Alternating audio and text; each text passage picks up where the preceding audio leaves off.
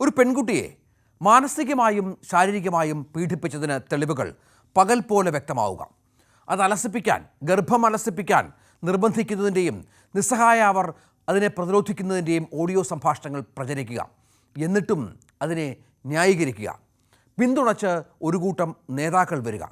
എന്താണ് നിങ്ങളുടെ പാർട്ടി? CPM-ലെയും BJP-യിലെയും പെൺവിഷയങ്ങൾ എടുത്തിട്ടലക്കിയിരുന്ന കതറിട്ട മാന്യന്മാർ പൊതുസമൂഹത്തെ നോക്കി കൊഞ്ഞനം കുത്തുകയാണോ? നാണമില്ലേ നിങ്ങൾക്ക്? നിങ്ങളുടെ പാർട്ടിക്ക് വേണ്ടി ദിനം പ്രതി ജനത്തെ കാണുന്ന പ്രവർത്തകർ എങ്ങനെ തലയുയർത്തി നടക്കും? ചോദ്യങ്ങൾക്ക് എന്തുത്തരം നൽകും? അത്രയ്ക്ക് മഹാനാണോ ഈ രാഹുൽ മാങ്കൂട്ടത്തിൽ?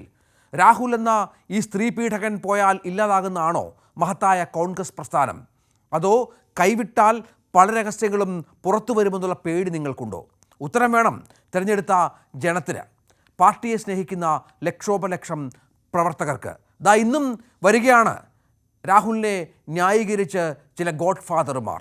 വലിയ തോതിൽ സമൂഹത്തിൽ പ്രവർത്തിക്കുകയും ഭാവിയിലെ മുഖ്യമന്ത്രി എന്നുവരെ വിശേഷിപ്പിക്കപ്പെടുകയും ചെയ്യുന്ന പലരുടെയും തനിക്കുണം ഇപ്പോൾ ജനം മനസ്സിലാകുന്ന പശ്ചാത്തലം കൂടിയുണ്ട്. രാഹുൽ മാങ്കൂട്ടത്തിൽ അങ്ങ് രക്ഷപ്പെടില്ല, MLA സ്ഥാനവും രാജിവെക്കണം. ഇങ്ങനെ ഒരാൾക്ക് പാലക്കാട് പോലൊരു മണ്ഡലത്തിൽ ഇറങ്ങി പ്രവർത്തിക്കാനുള്ള എന്ത് യോഗ്യതയെന്ന് ആ പാർട്ടി ചിന്തിക്കണം.